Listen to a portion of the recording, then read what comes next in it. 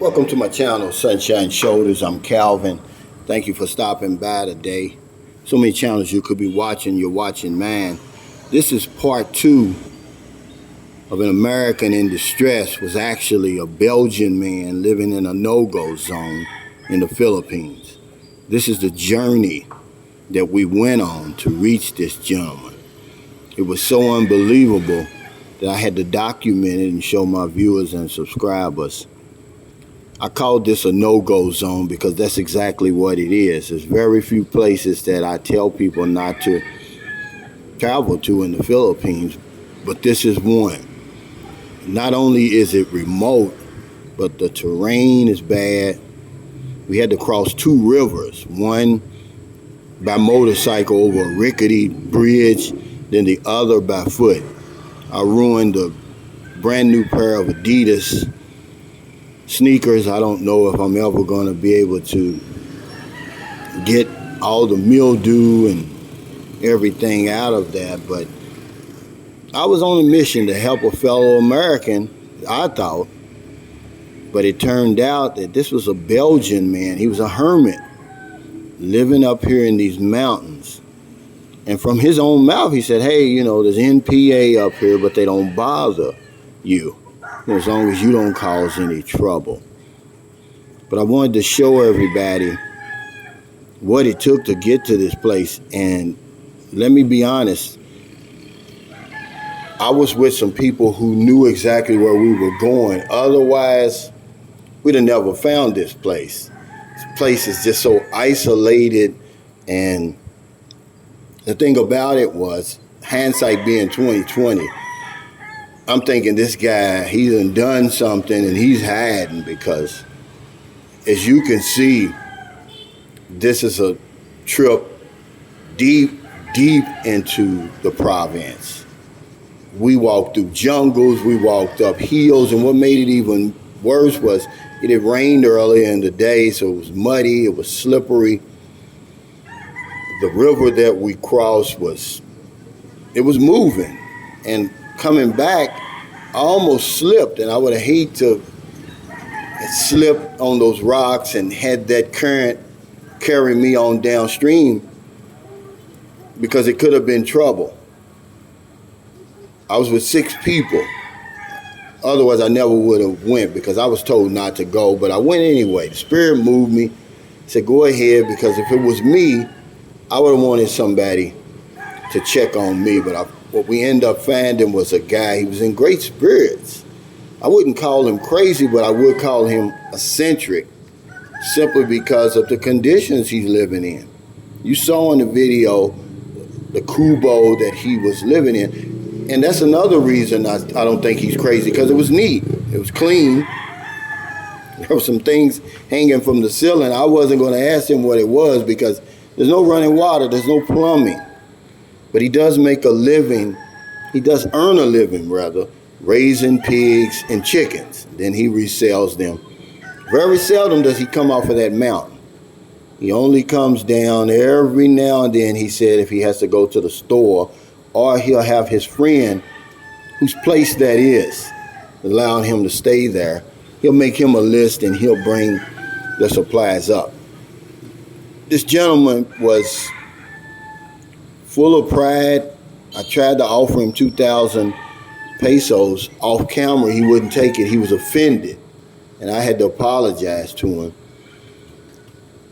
I don't know how often he even sees human beings up there, because this is about as remote of a place that I've been. Now, you seen me up in the mountains on my last video, but no, this is beyond that, because this goes places that only you can reach by foot, and you'll see there's no roads where we're going.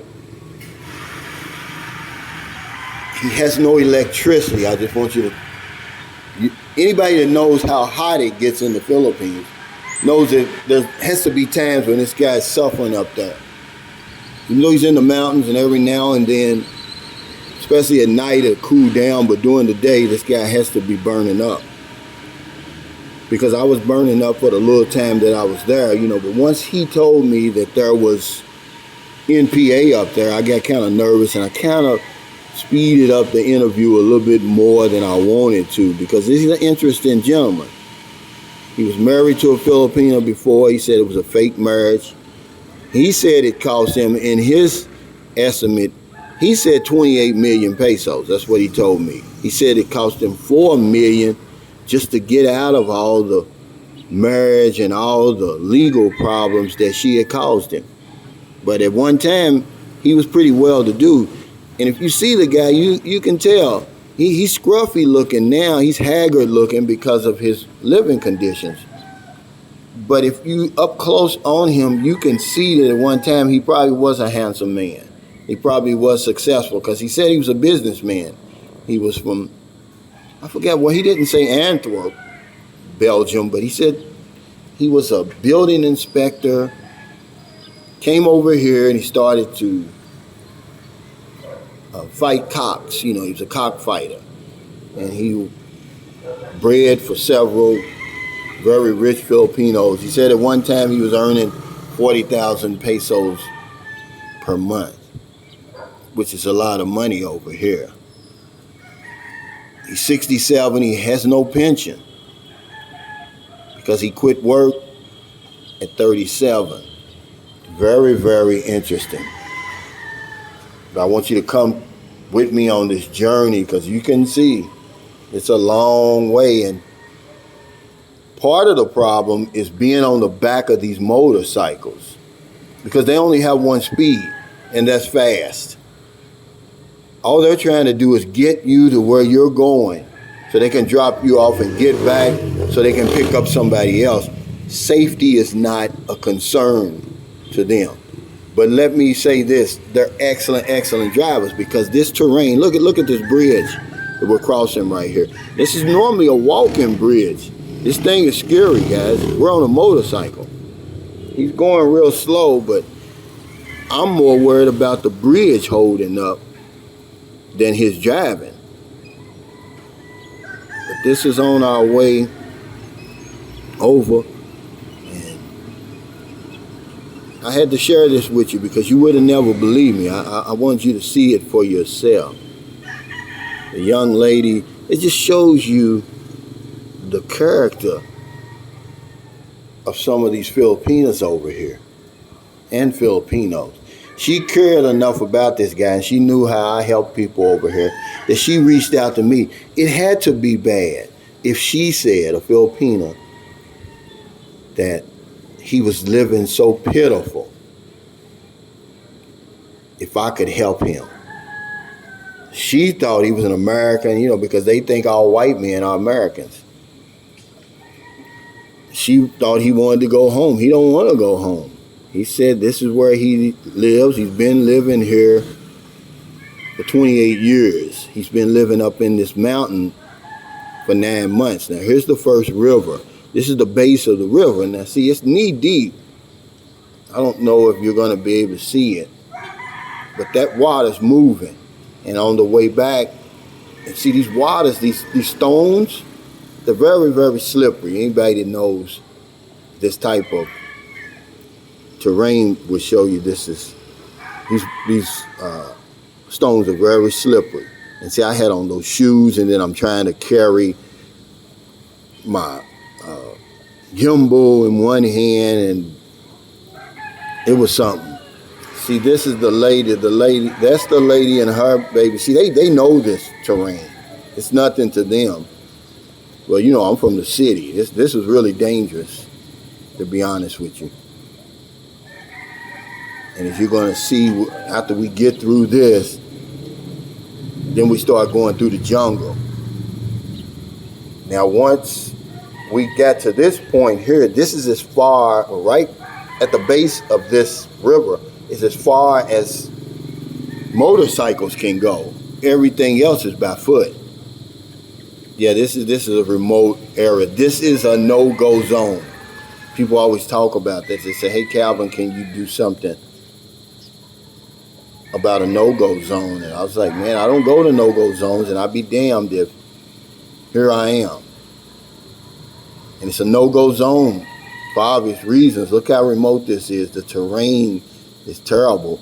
He said when it rains, he can't get out of here. He's stuck in here. So much mud. But he is really an amazing individual because he's cut out a living for himself up here in this mountains, in this jungle, by himself. He said he was looking for a wife, not himself, but his friends are searching for him. And I'm thinking to myself, what woman in her right mind would live up here in these conditions? But I guess, by him being a foreigner, maybe they think he's got some money, but he didn't work long enough to earn a pension from the Belgian government.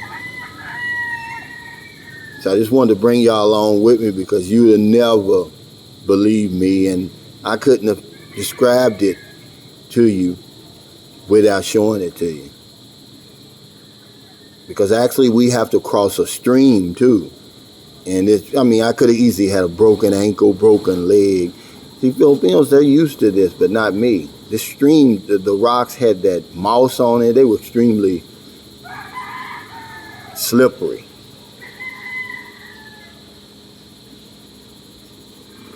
So thank you so much for stopping by. If you're in America, you're getting up, about to go to work, get a newspaper, a cup of coffee, maybe to the gym. If you see somebody out in the street or wherever you see them, buy them something to eat, buy them something to drink, give them a few dollars. If you're in the Philippines, it's about 5:30. I'm going to upload this right after part 2. You still have a little bit of time to go out and help somebody before it gets dark. Not a day goes by, I don't help somebody over here because somebody helped me in my time of need. This was why I went to see this guy. I was told don't go there. It's too dangerous. Because if I don't know anything else, I know this one thing for sure. When we help other people, we help ourselves. Take care, stay safe, stay COVID free. I'll see you next time. You cannot clarify this as nothing but jungle, guys. There's no other human being anywhere near this place. And how he's able to live up here, God knows. But he's really an extraordinary individual. Hindsight being 2020, he must have done something, man. He's got to be hiding to live over here. Take care.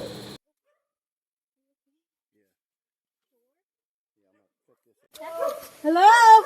Hello, we're back. Hello. Kasabot na siyang Bisaya.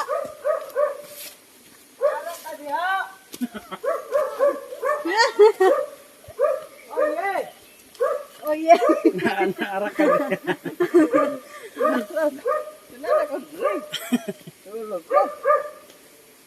Ano mo? Ano min? Ang ido. Wala. Hello. Tao ba? Iro, mamaak. Asa ka na? Tara, babaw. Okay.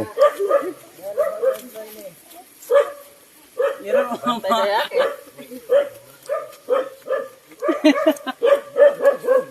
Palugsong nga siya, dire. Dire sila katarik, Kar? Dire may ka-plastar. Amo pa talaga.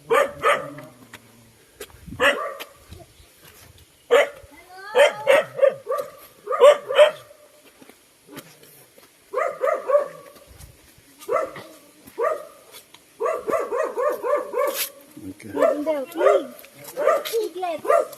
Pulbong pa dito, ha? Uy.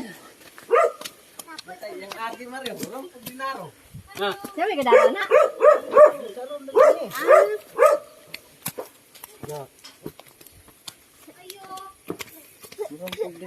Daro na eh. Ay, daro! Ligid ng talabaw na. Kasi si Tino na itigdila.